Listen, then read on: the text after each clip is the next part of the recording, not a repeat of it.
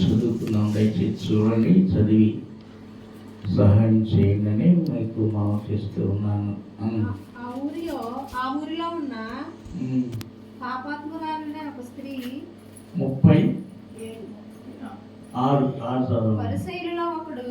పరిసయ్యులలో ఒకడు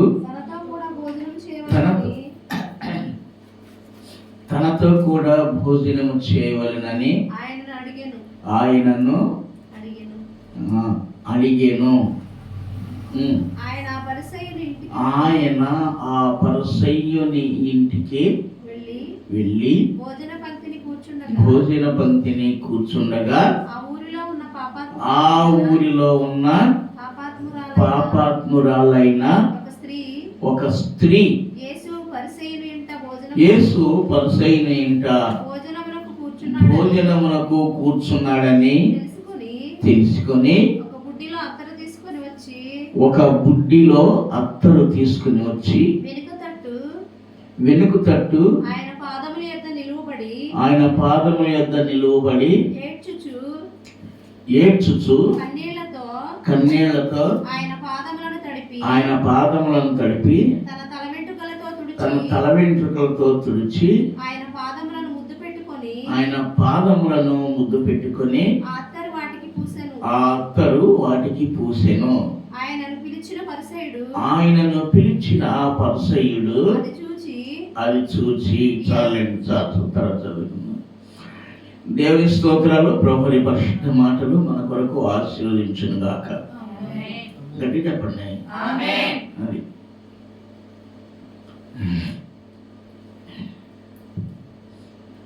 దేవుడు బైబిల్ గ్రంథంలో కొన్ని పేర్లు వ్రాయటానికి ఇష్టపడలేదు. కొన్ని పేర్లు బైబిల్ గ్రంథంలో వ్రాయడానికి ఇష్టపడలేదు. వాళ్ళు ఒక ముగ్గురిని మనం జ్ఞాపకం చేసుకుంటే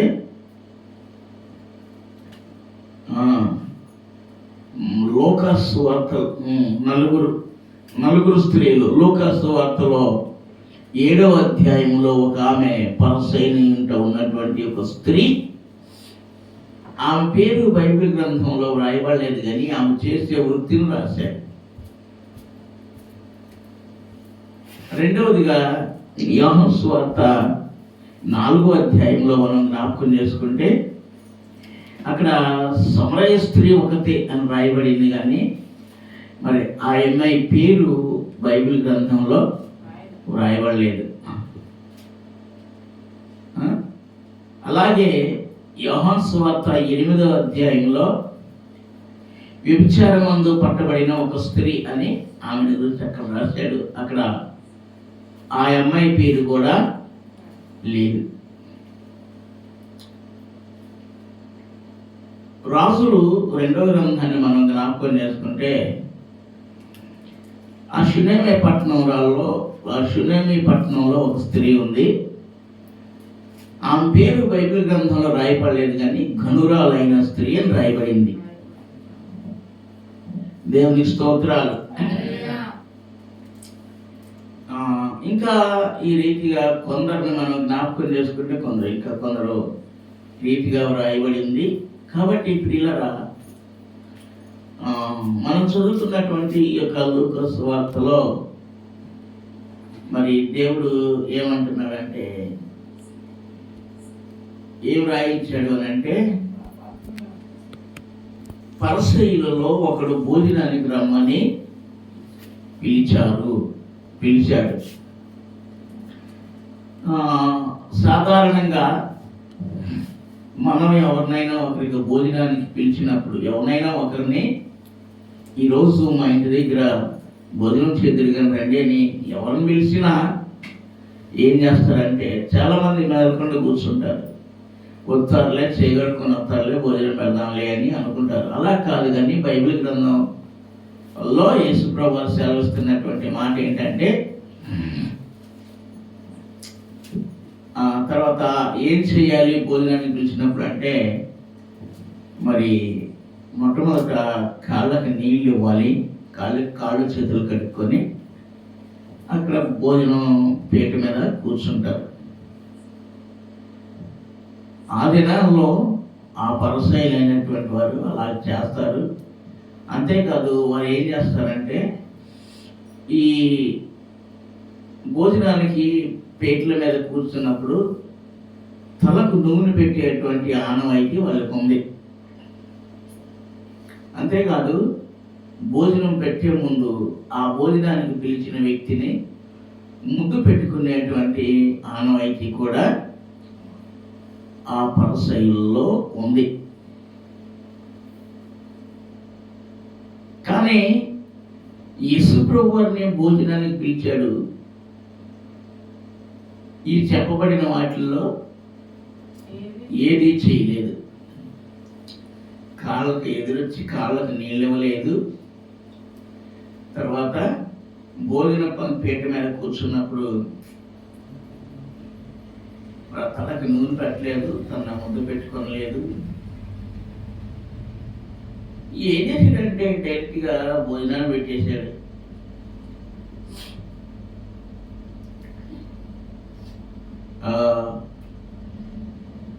ఆ సమయంలో ఆయన భోజనం చేస్తున్నాడు. ఆ ఊర్లో ఉన్నటువంటి ఒక స్త్రీ, మొట్టమొదటి మనం అనుకున్నామే పాపాత్మురాలనబడిన స్త్రీ అన్నమాట. యేసు ప్రభుని గురించి విన్నది. యేసు ప్రభు పాపులను క్షమించే దేవుడని, యేసు ప్రభు పాపాలను క్షమించే దేవుడని ఒక విషయాన్ని ఈ సందర్భంలో నేను మీకు తెలియజేస్తూ ఉన్నాను. ఏంటనంటే యేసు ప్రభు దగ్గరికి ఆ స్త్రీ వచ్చిందండి. విన్నది యేసు ప్రభుని గురించి, విన్నది యేసు ప్రభుని గురించి విని అక్కడికి వచ్చింది. ఆ పరిసయ్యుని ఇంటికి వచ్చింది. ఒక విషయం చెప్పనా, యేసు ప్రభు ఆ పంక్తిలో అక్కడ ఉన్నాడు కాబట్టి ఆ పరిసయ్యుడు ఆమెను గద్దించలేకపోయాడు, ఇంటికి బయటికి త్రోసివేయలేకపోయాడు. ఎందుకనంటే యేసు ప్రభు పాపులకు స్నేహితుడు, పాపుల స్నేహితుడు అని మరి బైబిల్ గ్రంథంలో రాయబడింది. అందుకోసం ఈ యొక్క పరిసయ్యుడు ఏమీ అనలేదు ఆమెను. అంతేకాదు ఏం చేస్తుందండి, ఏమంటే ఆయనను ముట్టుకుంటుంది. ఆయన పాదాలు పట్టుకొని ఆ కన్నీళ్ళ ద్వారా వచ్చేటువంటి ఆ జలం నా చేతులతో చక్కగా పట్టుకొని ఆ పాదాలు కడిగింది.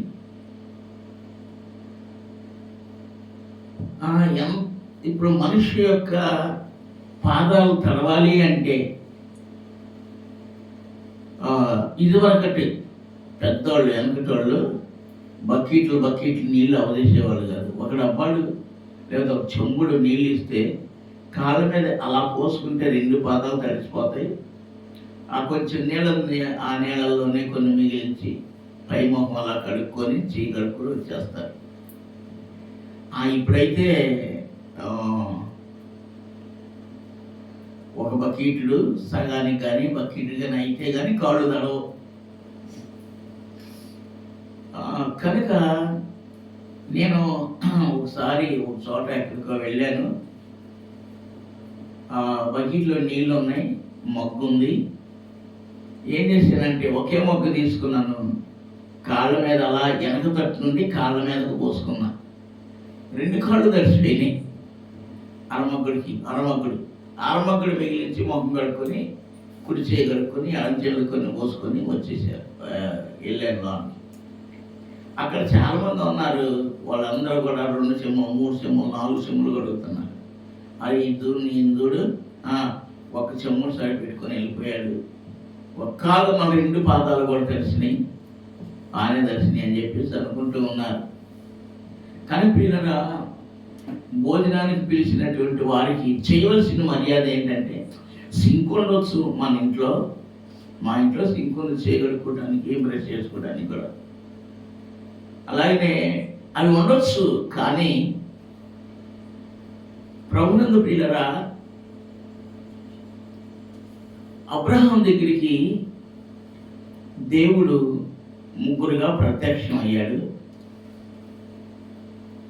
అబ్రహాము నేల మట్టుకు వంగి వాళ్ళకు సాగిలు పడి నమస్కారం చేశాడు. ఆ తర్వాత వాళ్ళని ఎదుర్కొని వాళ్ళకి ఏమంటున్నాడంటే, అయ్యా నేను నీళ్ళు తెస్తాను, మీరు కాళ్ళు కడుక్కోండి, కొంచెం అలా విశ్రమించండి, నేను మీకు ఆహారం సిద్ధపరుస్తాను అని చెప్పి అబ్రహాం ఏం చేశాడంటే దేవునికి ఎదురు వెళ్ళాడు. ఒకటి, రెండవది కాళ్ళు కడుక్కోవడానికి నీళ్లను ఏర్పాటు చేశాడు. భోజనానికి లేక అతిథి సత్కారం చేయవలసినటువంటి వారికి అనగా లేకపోతే మన ఇంటికి భోజనానికి పిలిచిన ఎవరినైనా సరే ఏం చేయాలి అంటే మొట్టమొదట ఎదురుగా నీళ్ళు ఇవ్వాలి. నీళ్ళు ఇచ్చి ఆ తర్వాత టవల్ ఇచ్చి ఆ తర్వాత కొంచెం వాటర్ ఇవ్వాలి తాగడానికి. మేము ఇక్కడ ఉండేటప్పుడు మచిలీపట్నంలో మా బావమర్ది చిన్నాయన వాళ్ళు ఉంటున్నారు, అక్కడ ఉండి పని చేసుకుంటున్నారు. అమ్మగారి పాలకి వాళ్ళ నాన్నగారు డ్యూటీకి వెళ్తున్నారు. మేము నెల నెల అక్కడికి వెళ్ళాలి, నెల నెల అక్కడికి వెళ్తాం. వెళ్ళి కనబడి సంతకం చేసి తర్వాత బ్యాంక్కి వెళ్ళి జీతం తీసుకొని వస్తాం. వచ్చినప్పుడు మా బావమర్ది భార్య ఏం చేశారంటే, బాబాయ్ నీళ్ళు కడుక్కోండి, కాళ్ళు కడుక్కోండి బాబాయ్ అని చెప్పేసి ఆమె నీళ్ళు పెట్టేది. లేకపోతే పంపు ఉంది కాబట్టి పంపు దగ్గరికి వెళ్ళి నీ కళ్ళు కడుక్కుని మొహం కడుక్కొని లోపలికి వచ్చేటప్పటికి టవల్ తీసుకొని వచ్చేది, తుడుచుకొని లోపలికి వెళ్ళేవాళ్ళం. మనం ఎవరినైనా అతిథులను పిలుస్తున్నప్పుడు ఏం చేయాలంటే ఇలాగ చేయాలి. యేసు ప్రభు అదే మాట్లాడాడు. ఏంటనంటే, నేను నీ ఇంటికి వచ్చాను, నీవు నా కాళ్ళకు నీళ్లు ఇవ్వలేదు, నా తల నూనెతో అంటలేదు, నీవు నన్ను ముద్దు పెట్టుకోలేదు అని యేసు ప్రభు వారు అంటున్నాడు. ఎవరితో అంటున్నాడు అంటే, పరిసయ్యుడైనటువంటి వాని అని అంటూ ఉన్నాడు యేసు ప్రభు. ఎందుకు యేసు ప్రభు ఇలా అంటున్నాడనంటే, ఆ స్త్రీని చూసి పరిసయ్యుడు ఏమంటున్నాడంటే బాగా ఎసలు పడిపోతా ఉన్నాడు, లోన మదన పడుతున్నాడు, కోపంతో ఉన్నాడు. ఏంటి ఈయన నీతిమంతుడు అంటున్నాడు, యేసు ప్రభు అంటాడు, ఈయన దేవుడు అంటాడు. అది యవతియో అని రాశాడు బైబిల్ గ్రంథంలో. అది చూడండి ఏమని రాసింది, యవతియో అని రాయబడింది అక్కడ. ఇటువంటిదో ఈయనేంటి తనను ముట్టుకొని ఎత్తున్నాడు, ఈయన నీతిమంతుడు కదా అని ఆ అమ్మాయిని కరకర కోర్సులు అవుతున్నాడు అనమాట. అవకాశం ఇస్తే బయటికి తోసేయాలి. కానీ అక్కడ ఎవరున్నారు, యేసు ప్రభు ఉన్నాడు కనుక ఆ అమ్మాయిని త్రోసేయాల అంటున్నాడు. అప్పుడు యేసు ప్రభు చక్కని ఉపమానం చెబుతున్నాడు. సీమోను, నేను నీకు ఒక సంగతి చెప్తాను, జాగ్రత్తగా విను అని ఏం చేశాడంటే, ఒక యజమానుడు ఉన్నాడు. ఆ యజమానుడు ఇద్దరికి అప్పిచ్చాడు, ఇద్దరు మనుషులకి అప్పిచ్చాడు కాబట్టి చాలా కాలం అయింది ఇచ్చి, ఇచ్చినటువంటి వాళ్ళ దగ్గర డబ్బులు లేవు తీర్చడానికి ఏం లేవు, డబ్బులు లేవు. ఒకడేమో 1000 రూపాయలు ఇవ్వాలి, ఒకడేమో 50 రూపాయలు ఇవ్వాలి. ఈ రెండింటిలో ఏది ఎక్కువ? 1000 రూపాయలు ఎక్కువ. అయితే సీమోను వాళ్ళ దగ్గర డబ్బులు లేకపోగా చూసి తన యజమానుడు పిలిచి వాళ్ళిద్దరిని కూడా క్షమించేశాడండి. వాళ్ళిద్దరిని కూడా ఏం చేశాడు? క్షమించేశాడు. సర్లే పోనీ మీరు నీకు ఏందే చిత్రం ఉంటే ఎప్పుడో ఇచ్చేవాళ్ళు కదా, సర్లే పోనీ ఇవ్వకపోతే నాకు ఇయ్యొద్దులే, ఆ పత్రాలను చింపేయండి నా ముందు అని చెప్పేసి అంత రద్దు చేసేసాడు, వదిలేసాడు అనమాట. సీమోను వీళ్ళిద్దరిలో ఎవరు ఎక్కువ సంతోషిస్తారు అని అడిగాడు. అయితే ఆ సీమోను ఏమన్నాడంటే, ఎవరికైతే ఎక్కువ బాకీని క్షమించేశాడో ఆ 1000 రూపాయలు క్షమించిన వాడే ఎక్కువ సంతోషిస్తాడు, ఆయన్ని ఎక్కువగా ప్రేమిస్తాడు అని చెప్పి చెప్తున్నాడు. ఏదైనా మీరు శాస్త్రులు లేకపోతే పరిసయ్యులు కాబట్టి తెలివిగా మాట్లాడావు, కానీ నేను లోపలికి వచ్చాను, నువ్వు నాకు నీళ్ళు ఇవ్వలేదు. ఈ స్త్రీ తన కన్నీళ్లతో నన్ను నా పాదాలు తడుపుతూ ఎలా మళ్ళీ ఆ తల్లి లేకుండా దేంతో తుడుస్తుందంట, తల వెంట్రుకలతో తుడుస్తుంది. ఎంత పెద్ద కుర్రు అయితే వంగి ఆ పాదాల మీద వంగినప్పుడు, తలకాయ ఉంచినప్పుడు ఆ కుర్రు ఆ పాదాల మీద పడిపోయి ఓ టవల్ మాత్రమే తుడిసేసింది. వాటిని ముట్టుకుంటుంది, పట్టుకుంటుంది, అత్తను తీసుకొచ్చింది, ఆయన మీద పోసేసింది. ఇదంతా చేసింది సీమోను, నువ్వు నాకు అలా చేయలేదు, అందుకని ఈమె నన్ను విస్తారంగా ప్రేమించింది కనుక ఈమె యొక్క విస్తార పాపాన్ని నేను క్షమిస్తున్నాను సీమోనా అని అక్కడ మాట్లాడుతూ, ఆయనతో ఆయన ఉద్దేశం ఉంది కానీ ఆయన అనలేదు. ఏమని, నువ్వు నన్ను విస్తారంగా ప్రేమించలేదు అని తనలో తాను అనుకున్నాడు. కానీ ప్రియులారా, ఈ స్త్రీ విస్తారంగా నన్ను ప్రేమించింది కనుక ఈమె యొక్క విస్తార పాపములు క్షమించబడినవి. ఎందుకు పరిసయ్యుడు ఒప్పుకోలేదు అని అంటే, తామే నీతిమంతులము అనేటువంటి ఉద్దేశం ఎవరికి ఉంది అంటే, పరిసయ్యుడు అయినటువంటి సీమోనుకు ఉంది. సుంకర్లు కూడా అలాగే అనుకుంటారు, పరిసయ్యులు కూడా అలాగే అనుకుంటారు. అందుకని ఈయన నేను పాపిని అని చెప్పి అనుకోవట్లేదు. కానీ యేసు ప్రభువు ఏమంటున్నాడంటే, ఈమె నన్ను విస్తారంగా ప్రేమించింది కనుక ఈమె యొక్క విస్తార పాపము క్షమించబడినవి. ఇప్పుడు సీమోను పరిసయ్యుడు క్షమించబడ్డాడా అంటే, క్షమించబడ్డాడా? ఆయన ఉంది, భోజనానికి పిలిచాడు అంతే. కానీ ఎందుకు ఈమెను క్షమించాడు అని అంటే, వీళ్ళరా దీనికి ఒక కారణం ఉంది.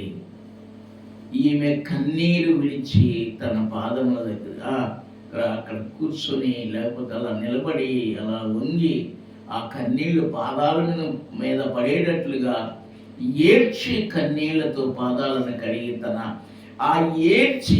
ఆ ఏడ్పులో కన్నీళ్లలో తన యొక్క పాప జీవితాన్ని అంతటినీ కూడా దేవుని దగ్గర ఒప్పుకుంటుంది. అర్థమైందండి?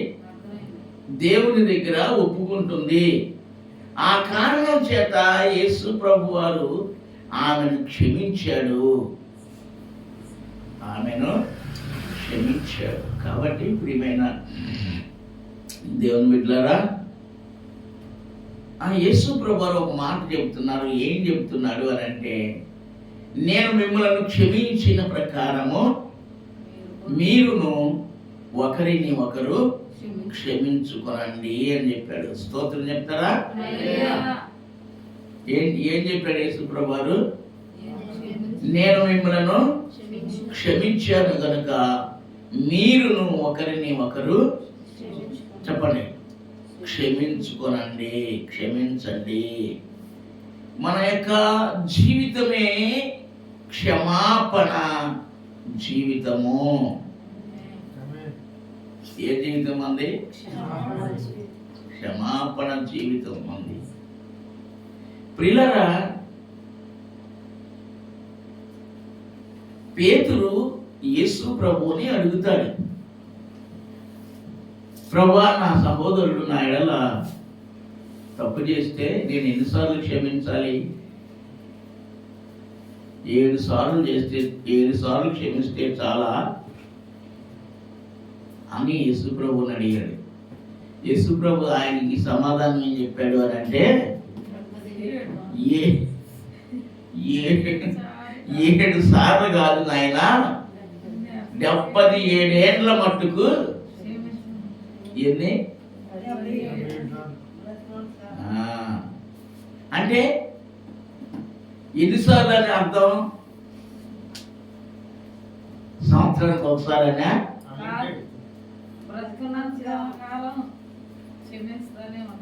ఈ బొందిలో, ఈ దేహంలో, ఈ ఊపిరి ఉన్నంత వరకు కూడా క్షమాపణ గుణాన్ని కలిగి ఉండాలి అని ఇక్కడ యేసు ప్రభు వారు ఈ స్త్రీని గురించి తెలియజేస్తూ ఆయన మాట్లాడుతున్నారు అనమాట. దేవుని స్తోత్రాలు.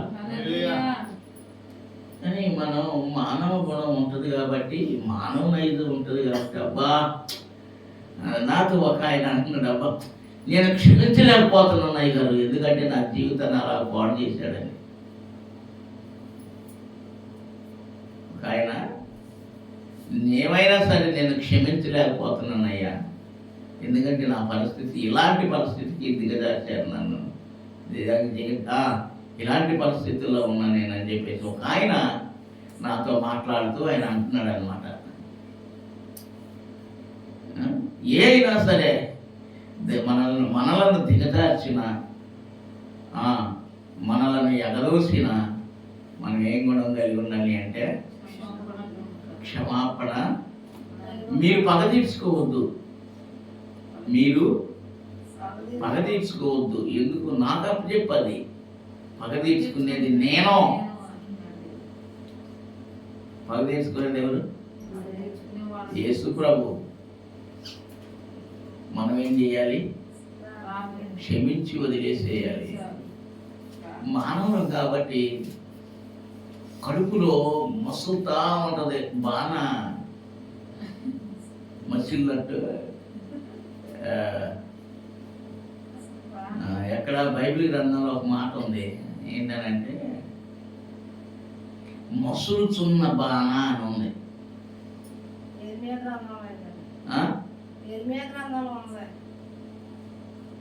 ఏం బాణ అంట? ఈ బాణకి దీనిలో ఉన్నది ఎప్పుడు ఏం చేస్తా ఉంటది? కడుపులో కూడా అలాగే మసులుతా ఉంటది అనమాట. కానీ మన జీవితాల్లో అది ఉండకూడదు అని దేవుడు మనకు స్పష్టంగా తెలియపరుస్తూ ఉన్నాడు. ప్రియమైన దేవుని బిడ్డలారా, ఈ రాత్రికాల సమయంలో యేసు ప్రభు వారు ఏమన్నాడంటే, నీవు నన్ను విస్తారంగా ప్రేమించావు అమ్మాయి, నీ విస్తార పాపాలు క్షమించాను, నీ విశ్వాసమే నిన్ను ఏం చేసింది? రక్షించింది. నీ విశ్వాసమే నిన్ను. యేసు ప్రభు వారు పౌలు గారు చెబుతాడు ఏమని అంటే, మీరు విశ్వాసము ద్వారా కృప చేతనే రక్షించబడితిరి అన్నాడు. దేవుని స్తోత్రం. కనుక ప్రియమైన దేవుని బిడ్డలారా, నీవు నేను మనం ఉచితంగా రక్షించబడ్డాం, ఉచితంగా రక్షించాడు. అమర్జిత్ పాల్ అని సాక్ష్యం అవుతుంది నా దగ్గర. ఆయన ఏం చేశాడు చివరికి అని అంటే, ఒక పెన్ను పేపర్ తీసుకొని గళ్ళు కట్టుకొని కూర్చున్నాడు. నన్ను మా అమ్మ ప్రేమించడానికి ఈ కారణం ఉంది, మా నాన్న నన్ను ప్రేమించడానికి ఈ కారణం ఉంది, నా వాళ్ళు అనేవాళ్ళు ఈ ఫలానా ప్రేమించేవాళ్ళు ఈ కారణం చేత నన్ను ప్రేమిస్తున్నారు. కానీ యేసు ప్రభు నన్ను ఎందుకు ప్రేమిస్తున్నాడు? ఎందుకు నిన్ను ఎందుకు ప్రేమిస్తున్నాడు? ఏమన్నా కారణం, నీలో ఏమన్నా కారణం దొరికిందా? యేసు ప్రభు నిన్ను ప్రేమించడానికి నీలో ఏదైనా కారణం ఉందా?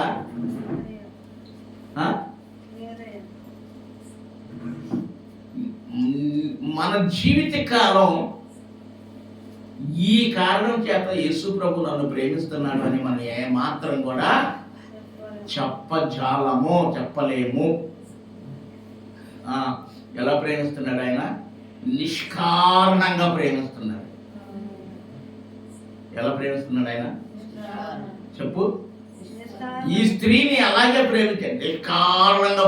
ప్రతి వాళ్ళు పాపాత్మురాలు రా లేదని. కానీ యేసు ప్రభు ఆమెలో నీతిని కానీ, యథార్థతను కానీ, పరిశుద్ధతను కానీ, ఆమెలో దేవునికి ఇష్టమైన, నచ్చిన, మెచ్చిన ఏ క్వాలిటీస్ లేవు, ఏ క్వాలిటీస్ లేవు. కానీ యేసు ప్రభు ఆమెను ఏం చేశాడు?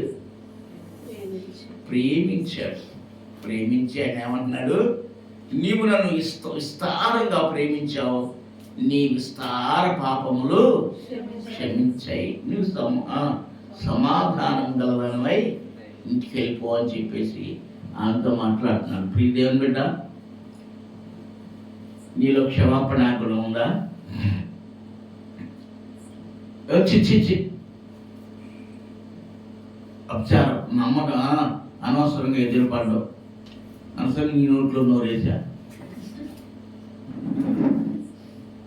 పొద్దున్న లేకపోతే నువ్వే కోపడిచి పనికి మాలిందన్న, పాపిస్తా పనికి మాలిందన్న. యేసు ప్రభు నిన్ను నన్ను ఆ మాట అంటే మన పరిస్థితి ఏం కాదు? నీ పరిస్థితి ఏం కాదు? మరి యేసు ప్రభు అనలేదు కదా, నువ్వెందుకు అంటున్నావు? నేను ఎందుకు అంటాను? అనవచ్చా? అనకూడదు. కనుక మన జీవితంలో యేసు ప్రభుకి ఇష్టకరమైనటువంటి జీవితాన్ని జీవించి ఆయన రాజ్య వ్యాప్తి కోసం నీవు నేను ప్రయాసపడాల్సినటువంటి అవసరత ఎంతైనా సరే ఉన్నది అని దేవుని యొక్క వాక్యం తెలియజేస్తుంది. కనుక అటువంటి జీవితాన్ని ఇక మీదట ఆయన రాజ్య వ్యాప్తి కోసం ప్రయాసపడదుముగాక. దేవుడు తన పరిశుద్ధ మాటలు మన యొక్క హృదయాలలో బహుగా ఆశీర్వదించి మొలిచి పెరిగి అంకురము తొడిగి పైరై ఫలించునుగాక. ఆమేన్. ఓకే, ప్రార్థన చేసుకుందాం.